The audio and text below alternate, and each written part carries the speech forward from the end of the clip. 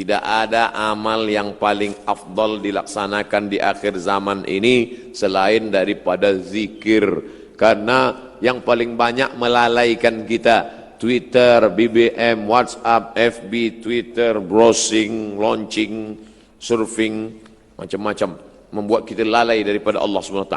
Maka berzikir, ya Rasulullah, ayul a'mal khairun, apa amal yang paling baik ya Rasulullah? Di antara amal-amal yang banyak ini apa amal yang paling baik? Apa kata Rasulullah? Antufariqad dunya, kau mati meninggalkan dunia, walisanuka ratbun, lidahmu dalam keadaan basah, bizikrillah, berzikir dengan Allah. Inilah yang saya bingung sampai hari ini Ustaz. Kenapa? Ustaz Anu kata zikir paling elok subhanallah, Ustaz ini kata zikir paling baik Allah Allah, Ustaz ini kata zikir paling bagus astaghfirullah, Ustaz ini pula berkata zikir yang paling eloknya astaghfirullah. Lalu satu pun belum saya amalkan. Pilihlah salah satu. Kalau kau nak amalkan astaghfirullah, baik. Man lazimal istighfar, sesiapa yang memperbanyak istighfar, ja'alallahu lahu min kulli dhiqin makhraja, setiap kesempitannya dibagi ke lapangan, wa min kulli hammin faraja, kesusahan hatinya diberikan Allah jalan keluar, wa razaqahu min haitsu la yahtasib, diberikan jalan dari yang tidak disangka-sangka. Saya istighfar saja, baik.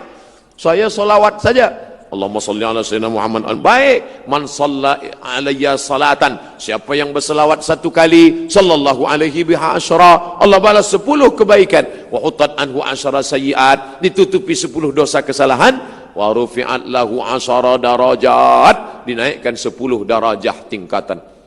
Kalau banyak berselawat dinaikkan 10 darajah tingkatan. Banyak-banyak berselawat.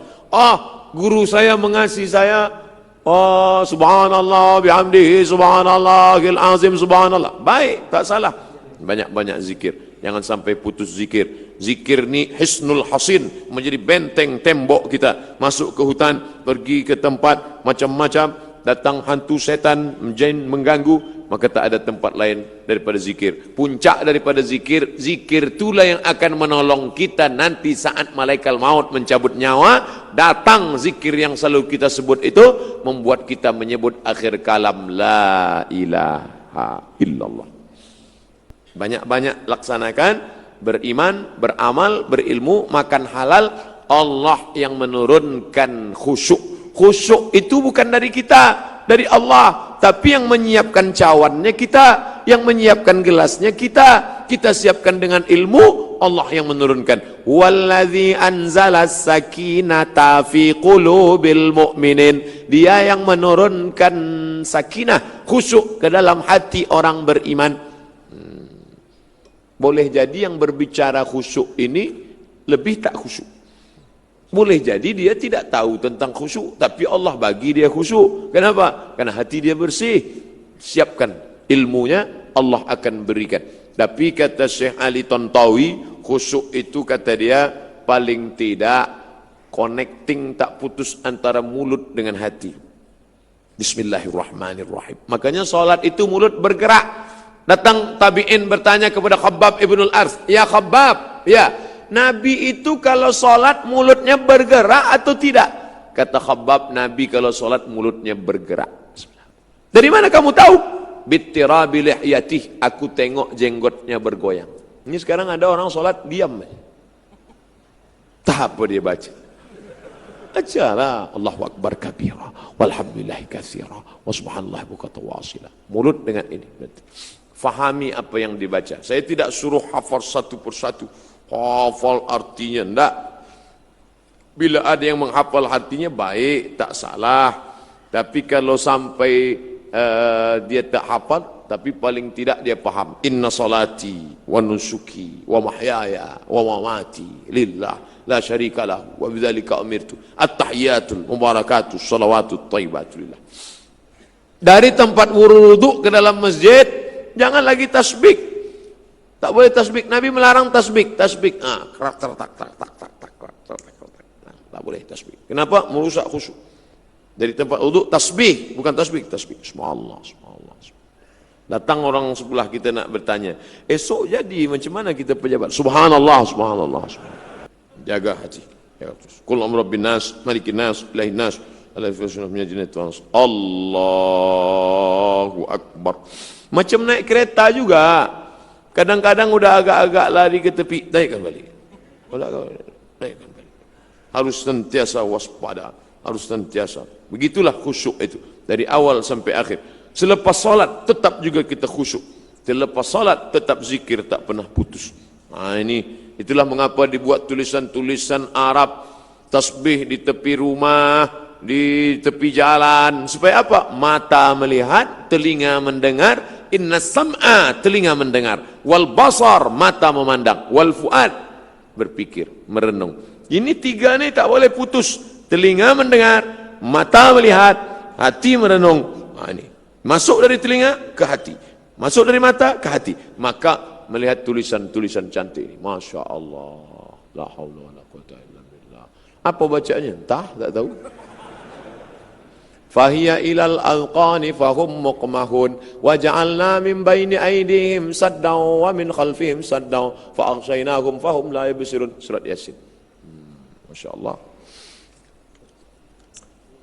Di akhir, apa cara pembersih hati? Sakitnya apa?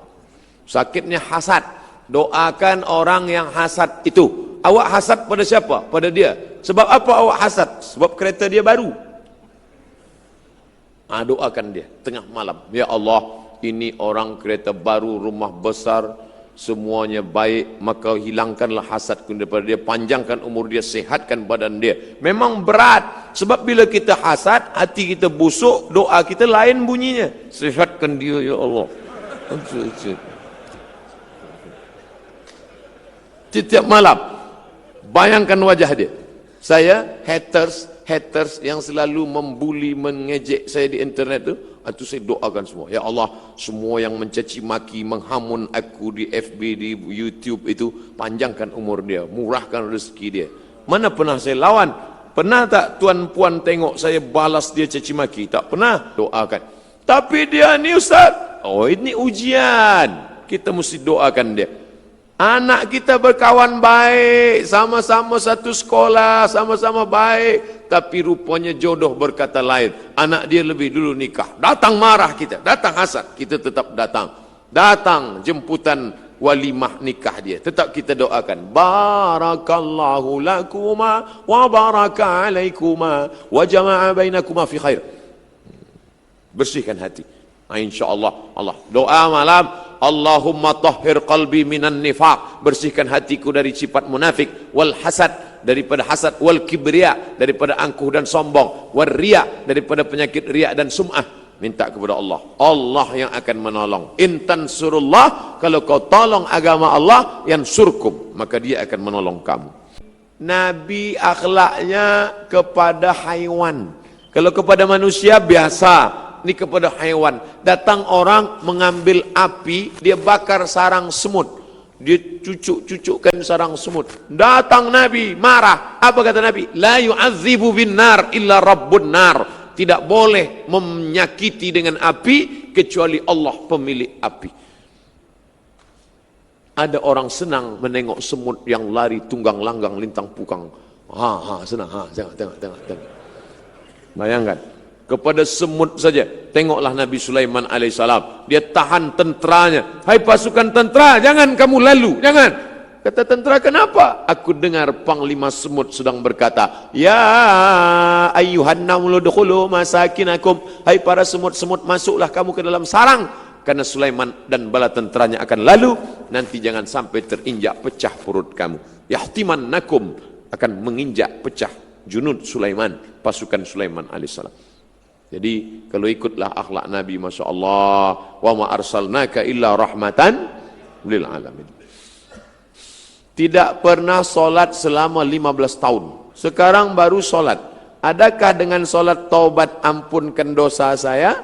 Solat sunat saya buat, solat tahajud saya buat. Apakah mengharapkan ampun? Maknanya, apakah solat yang lalu-lalu itu mesti diqadha? Bila mu'allaf masuk Islam, dia tak perlu qadha solat. Nah, inilah sedapnya jadi mu'allaf. Mu'allaf umur 60 tahun, masuk Islam 63 mati, baru 3 tahun, dosa tak banyak. Tapi bila orang Islam bertaubat umur 40, akil balik umur 10, 30 tahun sembahyang yang tinggal wajib diqadha. Sepakat 4 mazhab, Abu Hanifah Hanafi, Malik bin Anas Maliki, Muhammad bin Idris Syafi'i, Ahmad bin Hanbal Hambali. 4 mazhab sepakat tentang qadha solat yang tinggal. Tidak ada yang bisa menutupinya. La kafarata laha illa dzalik. Tidak ada yang boleh menutupi solat itu kecuali solat itu sendiri. Cara mengqadhanya bagaimana, Ustaz? Selepas solat isya tadi terus qadha. Usolli fardal isya 4 rakaatin qadhaan. Jangan kuat-kuat, nanti kawan dengar. Allahu Akbar. Lepas solat subuh jangan, nanti tahu dia. Mana ada ba'diyah subuh? Balik ke rumah, di rumah solli fardal isya. Isteri bertanya, apa ni ba'diyah subuh? Tidak, qadha masa lalu dulu. Apa hukum jadi tukang make up kawin, juru solek? La tabarrujna tabarrujal jahiliyatil ula. Janganlah bersolek-solek jahiliyah. Ada yang boleh sebab dia lepas sakit, dia habis sakit, jadi muka dia, wajah dia ni pucat. Kalau nampak kita dalam gelap, kita pun lari membaca ayat kursi 2-3 kali. Susah nak bezakan mana dia, mana hantu. Ini orang macam ini boleh dia pakai bedak untuk membalikkan warna kulit dia saja. Inilah susahnya. Kita ini kan orang Malaysia, Indonesia, Filipina, Brunei Darussalam, Singapura, itu kan Melayu, mirip-mirip semua. Tapi yang ditonton Korea. Maka kita nak putih macam Korea. Akhirnya dipakailah bedak putih, tangan hitam. Jadi terlampau memaksakan diri. Tak usahlah. Kecantikan itu bukan kerana cantik kerana bekas, cantik kerana habis berwudu, cantik kerana membaca Al-Quran. Itu yang mesti dijaga. Jadi sebaiknya perbuatan-perbuatan yang macam ini, andai pun dapat duit tak ada barakah. Padahal yang kita minta ni barakah. Kalau minta akidah, salamatan fid din. Kalau badan, wa'afiatan fil jasad. Kalau ilmu, waziyadatan fil ilmi. Tapi kalau rezeki, wa barakatan fil rezeki. Kita minta barakah. Tak ada barakahnya. Duit itu tak ada barakahnya.